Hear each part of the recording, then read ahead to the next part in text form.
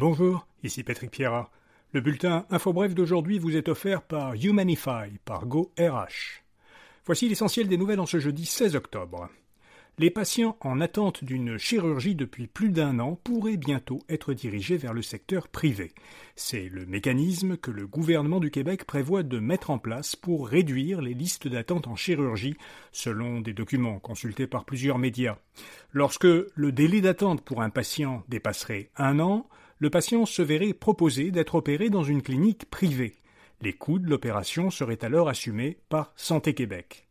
Des projets pilotes en ce sens pourraient débuter dès cet automne dans certains établissements et pour certaines spécialités.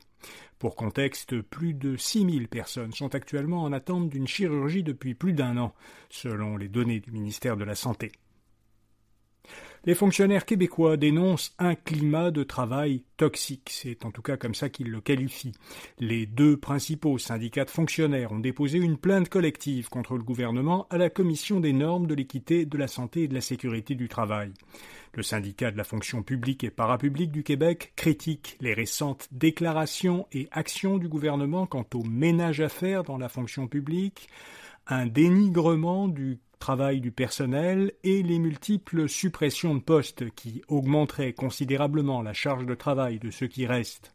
Selon la plainte déposée par le syndicat, ces situations s'apparentent à du harcèlement psychologique en milieu de travail.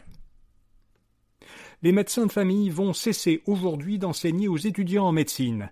La Fédération des médecins omnipraticiens du Québec a annoncé hier un échec de sa médiation avec le gouvernement Legault. Elle soutient que le gouvernement reste inflexible, qu'il refuse de garantir les ressources promises aux équipes de médecine familiale et qu'il s'accroche à son projet de loi qui vise à réviser la rémunération des médecins, un projet que la Fédération qualifie d'approche coercitive.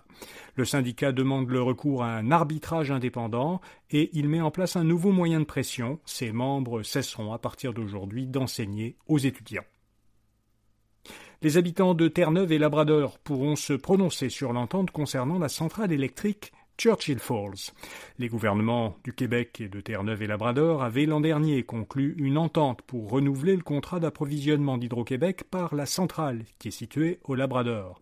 Or, Tony Wakeman, qui est devenu Premier ministre de la province Atlantique après les élections de mardi, s'est engagé à soumettre cette entente à un nouvel examen indépendant et à organiser un référendum pour consulter la population.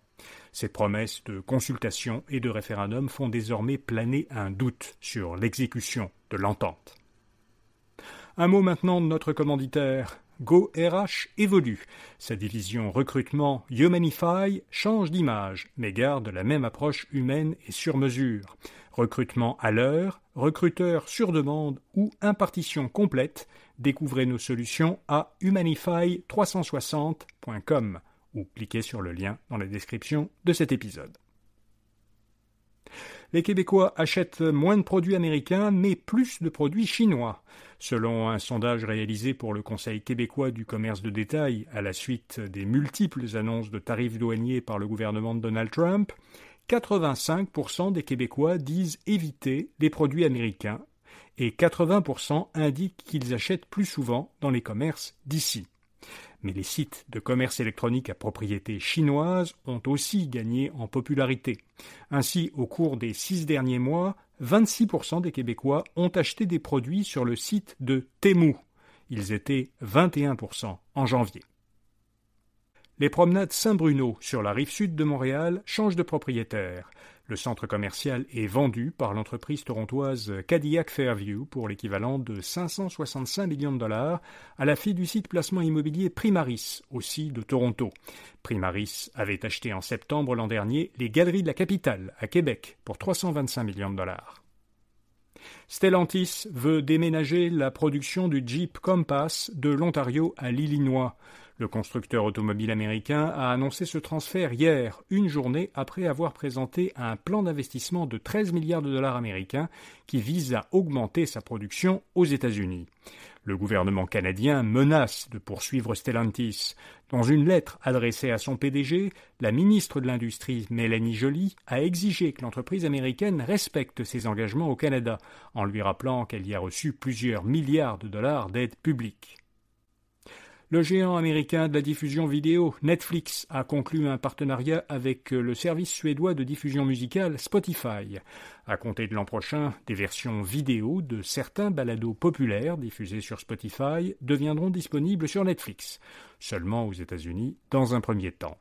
La programmation initiale comprendra une quinzaine de balados, mais elle n'inclura pas The Joe Rogan Experience, le balado le plus écouté sur Spotify.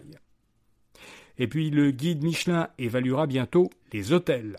Depuis plus d'un siècle, le prestigieux guide français récompensait les meilleurs restaurants en leur accordant des étoiles Michelin. L'entreprise s'intéresse maintenant aux hôtels. Le guide Michelin vient d'en classer environ 7000 dans le monde. Elle a attribué à un tiers de ces établissements 1, 2 ou 3 clés Michelin. Ces clés sont attribuées aux hôtels qui se démarquent selon 3 critères, le service, le site et l'esthétisme. Voilà, vous savez l'essentiel. Bonne journée et à demain matin.